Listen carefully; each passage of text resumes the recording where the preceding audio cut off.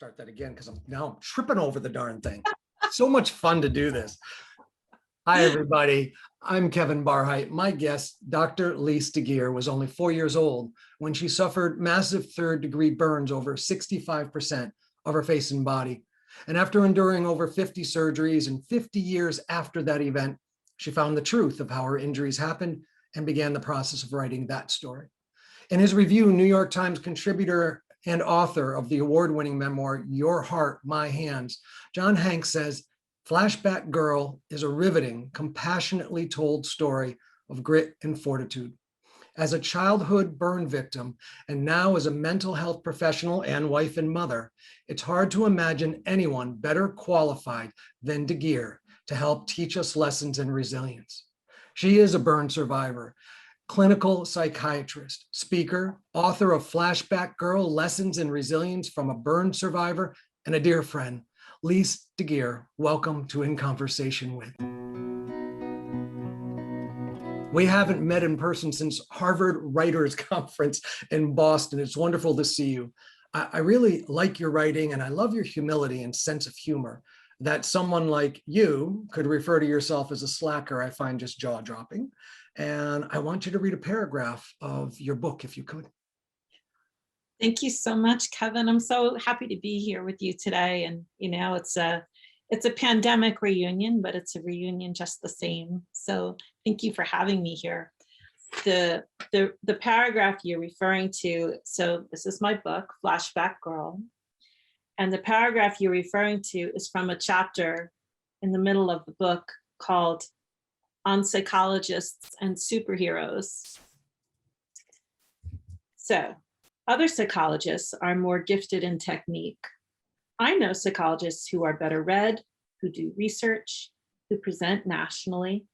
I read and I present, but I am a slacker too. I could work harder. My gift is not academic. I am still the younger sister of the genius. My gift is that I know the way through the dark cave of suffering. I have traveled through this dark cave many times myself with my own therapists as my guides. I learned the way back and forth over the rocky path and the lurking dangers, past the sinkholes and the snakes. Now I can get a person back and forth safely. That's my job. The cave.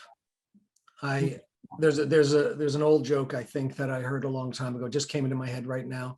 A guy falls in a hole and he's stuck, he can't get out. And a priest comes by and says, Father, can you help me out? And the priest, writes a prayer and throws it down. And a rabbi comes by and the guy says, Rabbi, can you help me? Can you help me? And he says a few shaloms and he, walks on by. I'm making this up, I'm paraphrasing. And then a friend walks by and he says, Hey, Joe, can you help me out?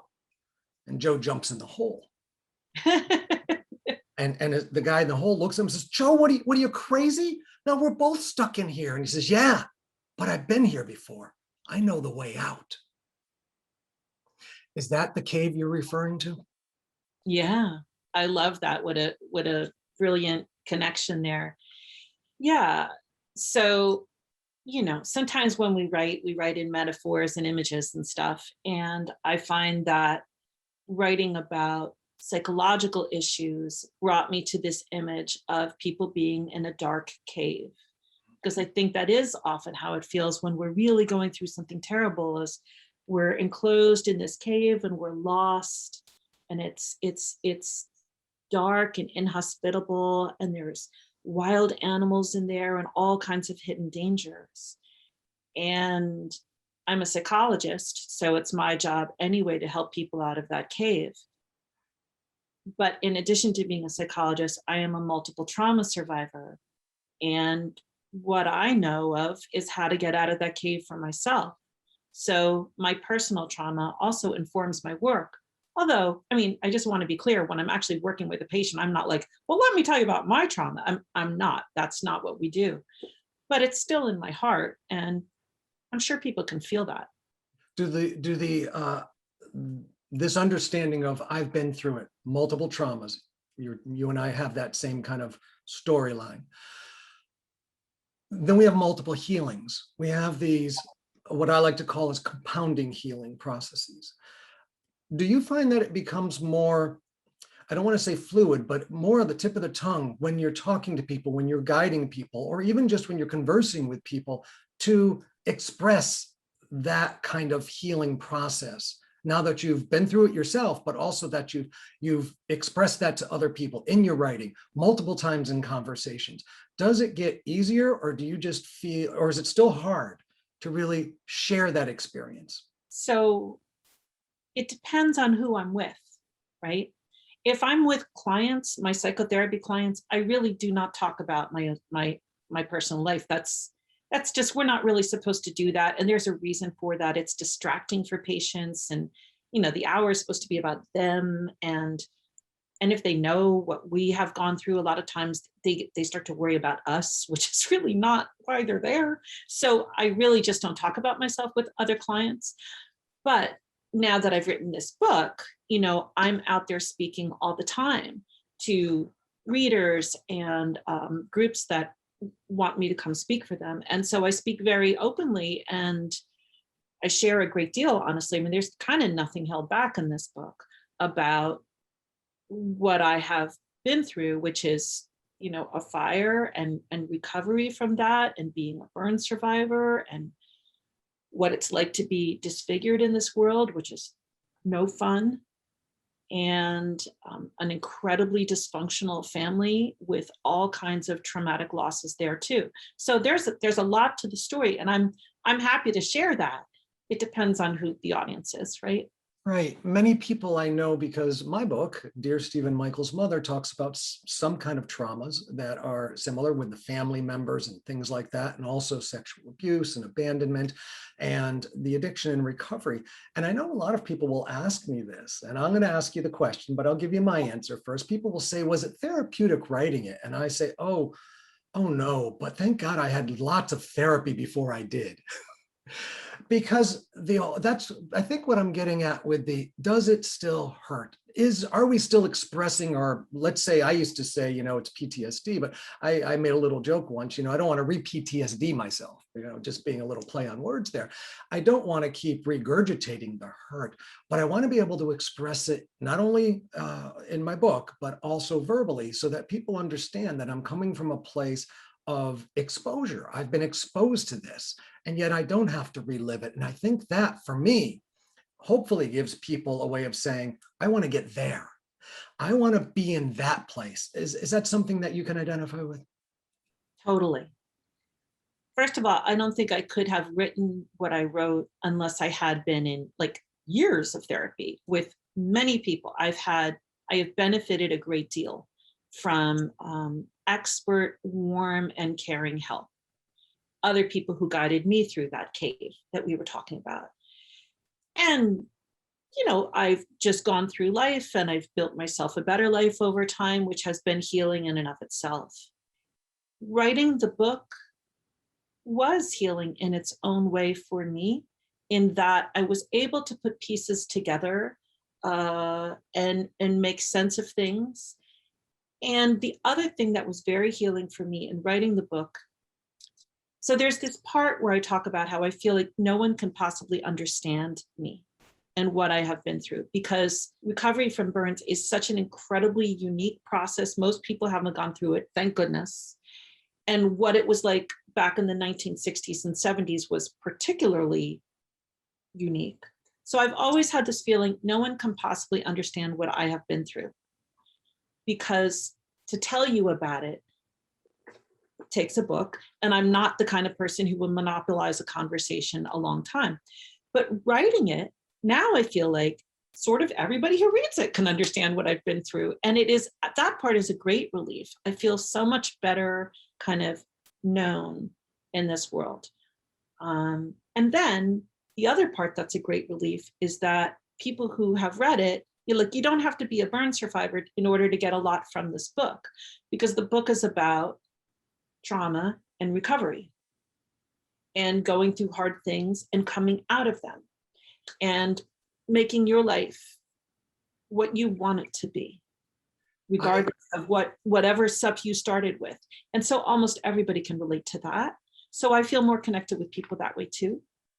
I love that the book, and I know you have one in your hand, but it's present behind you, and it's this beautifully vibrant yellow. It's a flower, and we can see it, and it attracts us, and we come towards it. And then we read the title, and then we open the book, and then we read the story. And my book's behind me over my shoulder. We both have them over our shoulders. Look at that. And of course we do. And mine has these two beautiful mothers on it and this beautiful little baby. And then you open the book. And one of the phrases, and I did have someone read my book recently, and they're going to be reviewing it, and they were just jaw-droppingly shocked, almost even in the conversation with me. It was very telling to them that they couldn't reconcile who they were talking to with what they read in the book. And what I said, and I want to ask you this, is I said to them, well, that's kind of why I wrote the book. Don't judge a book by its cover. And I think that when I was just thinking about that phrase I use all the time for myself, but you as someone who actually has the physical scars that people will see, what does that phrase mean to you now? Don't judge a book by its cover. Right. When you are disfigured, and especially when you are a woman who was disfigured, the initial reaction that almost everybody has is, some sort of negativity. Some people say it. Some people just kind of look funny, and some people they don't, but that's going on. And when that was my position in life. I started off 4 years old. I've been dealing with this for a long time. And so for someone like me, and there's plenty of other people like me, you can do a couple things. You can either avoid people, or you can be really passive about it, or you can learn to be so friendly and so engaging and so nice that people forget. And so that's, what I've done all my life, and a lot of other people I know too. But let me tell you, it's a lot of work. That's not easy. There's a moment when I was reading your book originally, and that was, gosh, so long ago now when I first read it, and I read it twice, when I had that aha moment. And I couldn't go back to that. It's in actually the review that I wrote. So I'd have to go look on my Amazon review to find it again. And it was that moment when I recognized exactly what you're talking about. For me, all of my scars, so to speak, were hidden. You couldn't see them on the outside. You didn't know anything. And I had worked so hard to go from a high school dropout who couldn't spell his last name to someone who was a college graduate and just a upstanding member of the community, so to speak. And yet I was almost hiding behind all that. I was hiding behind that sense of, this is what I want you to see. I want you to see my smile. I want you to see my glory in my healing, but I don't want you to know about the healing. I want you to see the after effects of all the work I've done, but I don't really want to share all that pain. I don't want to share all those things because people will shy away. People will say, oh, what do I do with, and I understand that. They say, what do I do with this now, Kevin? And I think that's when I had that aha moment. And when reading your book, I said, wow, we really have a lot in common, and more than we ever would have known. And again, that's the point of writing books like this, because then when people read them and hear these kind of conversations we're having, they say, oh, we all have a lot more in common than we do differences here, whether it's on the inside or the outside. So it breaks down barriers. You mentioned your 4-year-old. Your 4-year-old was an interesting little precocious little girl. And then the incident happened. And I do know that long before you published your memoir, your story was actually presented to the United States Senate and as a part of hearings. And those hearings in your case eventually led to the landmark creation of the Consumer Product Safety Commission. But you never knew any of this until you found a picture of yourself as a child, and you found it on the internet. When you first found that picture, did you even recognize yourself in that image? Yes, totally. So the story, yes, I immediately knew it was me, even though in this picture, there's a black box over my eyes. But when you're burned, everybody is burned uniquely. Nobody's burn patterns are the same. So even if my eyes were obscured and I'm 4 years old, I can see in that picture, oh, that is my pattern of scarring. And I knew that the man who was presenting this case, he was my attorney. So I'm like, that is me. So the backstory is 50 years after I was burned in this fire, it was the 50th anniversary of the fire. And I sort of got all morose about that. And I started to look up old articles that had been written about it.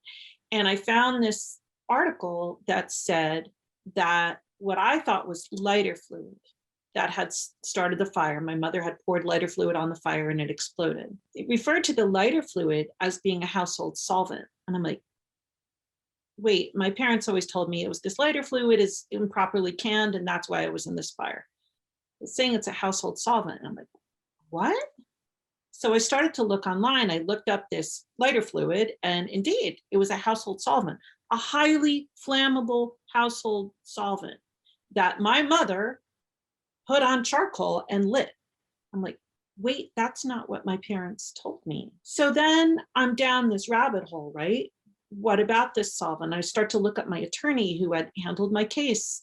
And I found that he had presented for the United States Senate. And then I looked up the records of what he presented, and there is my picture. So I had no idea of any of this. And it's funny what you can find 50 years later from the internet these days. And that is sort of, well, that all happened about 4 weeks before I started this book, because I was like, wow, this puts me on a whole trajectory I was not expecting. It almost starts the story all over again, doesn't it? It starts, you have to go back to 4 and go back and go another. You have to relive the 50 years with a different through line. Yes, exactly. Mm-hmm. I want to go back to the cave for a minute. Yeah. I love the cave analogy. And you talked about monsters and, well, you talked about creatures, not monsters, but the scary things. My scariest part of being in the cave is that I'm there all alone. There's nobody. I would long for a scary monster. It's just me. And I was wondering, I guess, put on your other hat for a minute. I'm going to put on your professional hat. Just do a little therapy with me, if you would. I'm only kidding. But there's a real essence of all of us, I think, no matter what our traumas are, have that sense of feeling completely other than. You talked about the scarring being unique. Every burn is unique. And I say that's really important for me. I felt like I was the only one that had ever been hurt the way I'd been hurt. I was the only person that ever felt the way I felt. And yet later I recognized, though my traumas were unique to me, my healing could be very communal. And I was wondering if you could just speak to that, maybe not with me personally, but what would you say to someone who felt all alone, even in their healing, so to speak? Right. Well, I mean, first of all, let me just say, I thought your book was beautiful and so compelling and so brave. I am not going to psychoanalyze you. I'm not ever going to do that. I was teasing. That was actually just having some fun. Lise and I have known each other too long. We forget that we're recording this. That's right. What I would say is that, although I think you're really accurate to say that every person suffers most likely in a fairly unique way, to circumstances that are unique to them. And it is part of the healing to feel connected again to other people. It's scary though, isn't it? Healing is scary. And trying to find connection when you feel alone is scary. And opening up to other people is scary. Again, I was blessed with some really incredibly good therapists who helped that not be scary for me. And, there's the whole recovery community that I think does a beautiful job of connecting people into warm and supportive community. I think there's a lot of ways to do it, but I think it is very important to find warmth and compassion around you, mostly so we can learn to be warm and compassionate to ourselves. I, interestingly enough, didn't see this coming, but I'm going to mention to you, a couple of months ago, I saw this online course about mindfulness. Now, I'm a mindfulness practitioner, and I thought, well, maybe it's a good time for a refresher. We're in the middle of the pandemic. And so I signed up for it and forgot about it, put it on the calendar. And it came up a few weeks ago, and I said, great, I'm going to click in on this. 11 o'clock Wednesday morning, click, started it up. And the person was lovely and started off and says, welcome to the mindfulness self-compassion class. Oh, was it Kristen Neff? And I just turned and said, wait a minute, what am I doing here? And I knew that it wasn't going to be the same refresher that I thought it would be. I knew that mindfulness was one thing, but self-compassion, I had some work cut out for me. And I was excited because I trust process. But you have a couple of things that I wanted to ask about here in reference to healing, in reference to resilience, in reference to not every person, I think, knows that there are steps we can take to actually build our resilience. Now, you have something called goals M&M, goals and M&M. And I'm, I've got the mnemonic down. I want to know how can people apply goals and M&M, even if they've not developed a sense of healing through trauma like you and I have? Sure. Yes. So I'm really excited to share this with you. So because the subtitle of my book is Lessons on Resilience from a Burn Survivor. So in speaking about the book, a lot of times I go from talking about my own personal story into a general conversation about what is resilience anyway, which is defined as the ability to bounce back from adversity. And I really enjoy sharing some of the different things that we know about resilience with people. So there are some capacities that contribute to resilience that we have no control over. There's a genetic component. Intelligent people tend to have an easier time being resilient. People with more money are usually tend to be a little bit more resilient, I think, because they can access things like therapy and help and good medical care, stuff like that. But there are some aspects of resiliency that they're cognitive, and because they're cognitive, we can work on them and help people develop them. And this is the mnemonic, goals plus M&M. So G stands for gratitude. I can go into all of this in more depth. G stands for gratitude, O is for optimism, A is for active coping, L is for love, S is for social skills, and M&M is for meaning making. So gratitude, I think most people know what gratitude is, but it's the capacity to notice what is good about our lives instead of just what is disappointing. And to be honest, most people really do tend to focus on what's disappointing or harmful or upsetting. And the ability to look around and say, as we started today, well, it's a beautiful day, or I'm so happy to have this conversation with you, or look at my cute dog. The ability to notice what's good is incredibly important for our physical health and for our mental peace. So gratitude. O is for optimism. So that's the ability to look forward and anticipate that some good things can happen, which is not the same thing as being kind of forced or cheerful about it. Everything's great. I don't mean that. It's all fine. I'm not talking about that. I'm talking about the ability to look forward and say, I can see that this could turn out okay. So like for me with the pandemic, all year, last year, I just kept focusing on vaccines are coming. The vaccines are coming.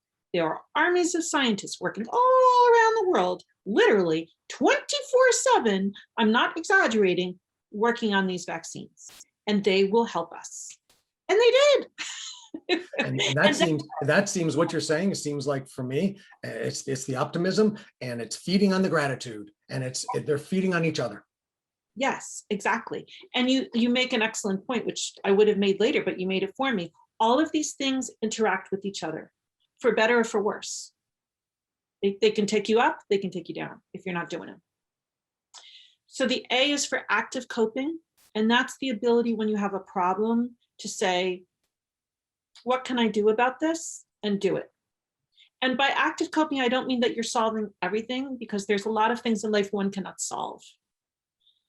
But it's the ability to say, all right, I'm in a pandemic, but I'm going to make sure that I take a walk every day. Or I'm in a pandemic and I'm going to make sure that I call my best friend because I'm lonely. It's the ability to notice something about your situation and work towards helping yourself in some way, large or small.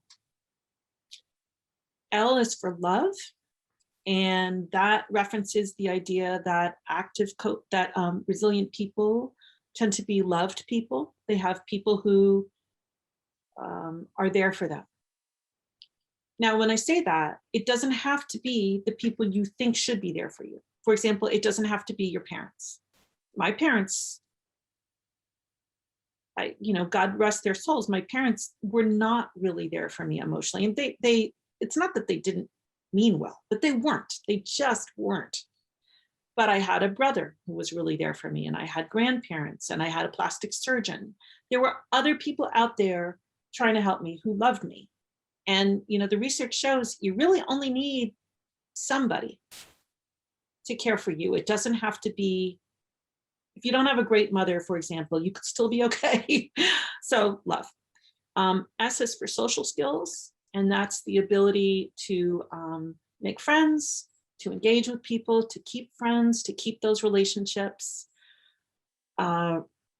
Having contacts and social support is incredibly important for resiliency. And if you're not good at connecting with people, you're going to be a little bit at a loss. When I hear goals, and I get encouraged, because whenever I hear some of the things like goals and these mnemonics, and I say, oh, I do that. Yes. Or for me, I work the 12 steps, so I'm in 12-step community, and I realize, oh, that's why that works. Yeah. I've been thinking a lot about, why these things work. Why do these things have success, and why don't others? Why do some of these either organizations or say self-help ideas just kind of fall flat or just fade away?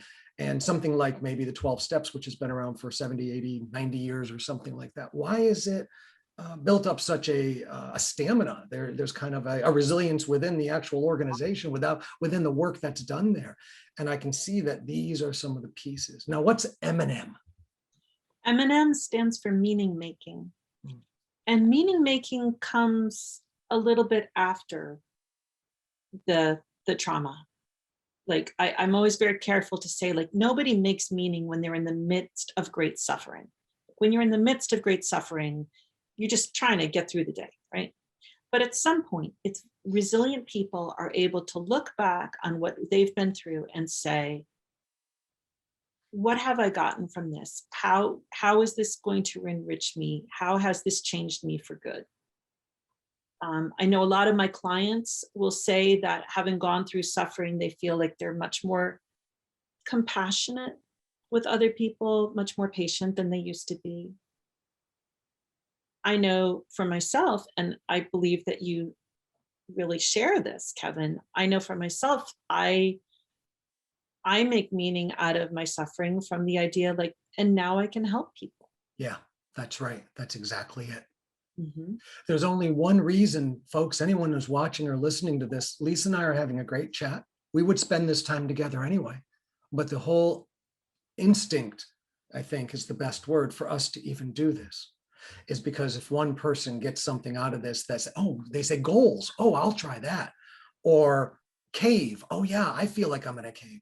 If anyone's listening, if anyone's watching this, if this helps one person, that's why we're doing it. We feel like our trauma is serving others now, not the actual trauma itself, but the healing and the rewards to us are by giving away. Right. Mm-hmm. There's in the 12-step program I referenced, there's also something called 12 steps, 12 traditions, and anyone who's listening, you know all about these if you've been doing that. But there's also 12 promises, and two of them that are some of my favorites, they're all great, are I will not regret the past nor wish to shut the door on it. Mm-hmm. And the other one is, no matter how far down the line I have gone, I can see how my experiences can benefit others. And those are just two of the promises. There's many there, but those are two that I've embodied, I believe. And I think that's the M&M portion of the promises to me, is not that there was a reason why I was hurt, not that I can justify what was done to me, not that I want to say, gee, I'm glad that happened, so now I can talk with Lise and we can share about the 50 years of struggle. Isn't this great? Everybody should just have these kind of problems so you could all help. No. But we're finding a place today of, you used the word earlier, peace. You know, you use that word, and I said, boy, that was a foreign place for me. That cave, there wasn't any peace. There was nothing in there that said, I've even got a hope of finding the peace that I saw outside of the cave. Because I saw how other people were living. I saw the shine and, you know, the sparkle in their eye. I heard them laugh. And I said, what, is that something I can have? I think that your goals and M&M will stick. Again, everyone, look down below. If you're done with this video, it's on YouTube. Go down to the description. We'll have some information. And I did want to say, though, that you and I last met, I brought this up earlier, at a wonderful Harvard Writers Conference in Boston. Yes. I can remember us meeting. I can remember instantaneously knowing that I hope this person is in my life past the conference. I had no idea that you and I would continue our friendship, but we have. We've also continued to work on publishing our book almost in tandem, it seemed. And as crazy it is, we launched at this almost the same time during a darn pandemic. Boy, the stories we will have to tell, but it sounds like you and I are just looking for more meaning making. You know, we're looking for the hard stuff, but we did it because it felt like this is what we planned and this is the right time to do it. And I was wondering if you wouldn't mind, this episode is being recorded in April, but we're not going to launch it for a few weeks. But by the time this comes out, there will be some news, and I want to be the first one to share it. Flashback Girl has been awarded a gold award for memoir by the Nautilus Book Awards. Yay! So this is my place to say, I think I'm the first one to say it out loud and announce it to the world. But of course, this is your award, and I'd like you to tell us a little bit more about it. Yeah, so I only just found this out. And as you were just saying, Kevin, I'm not allowed to talk about it yet, but by the time this airs, I can. So this is kind of fun. So the Nautilus Book Awards are an international group, and they look to recognize books that are both have literary excellence, but are also books that are working to make a better world. So they look for books that are about spiritual growth, about psychological growth, about taking care of Mother Earth, and they honor books that are kind of in that tradition and have that heart to them. I am stunned to find myself like, so other winners of this award include people like the Dalai Lama and Deepak Chopra, and other people. I'm sort of even just too scared to remember who they are. Kingsolver. I mean, just a lot of really amazing people. And so my little book is, thank God for this award. They have two categories for each area they're recognizing. And for memoir, they have the large press category, which is, I guess, people who got published in Random House and Penguin. And then they have the small press category. And that was what Flashback Girl just won the gold prize for. So I am so honored and I'm so excited to share that. And I'm hoping that that helps me gain a little bit more visibility for my little book that could, because I think it can. I really believe that I really believe this book helps people. So it does help people. And one of the most, congratulations again, one of the most beautiful things is every step of the way I've watched you. I've watched you through the turmoil of launching, and even the workings of the editing, and then of course the aftermath of the launch, so to speak, which really can tear us in ways that we've never experienced or even projected. And I have watched you let go in some ways of it's not your book anymore. It's the world's. out there flying. Yeah. It's out there. That little yellow book that could is. Yeah. And as we watch it, it's really almost, hey, what are you doing over there? Oh, you want a gold award? Good for you. You want a gold award. Right. And the big thing I really want to say is what I'm really excited for, Lise, is, well, what is that little book going to do next? So I'm really happy that we got to spend this time today. It's been wonderful to see you and really engage with you. We get to do this from time to time, just when we catch up, and we usually slouch and, make a spectacle of ourselves. This has been a little more informal than the completely informal way that we meet, but it's really just, this is us. This is us.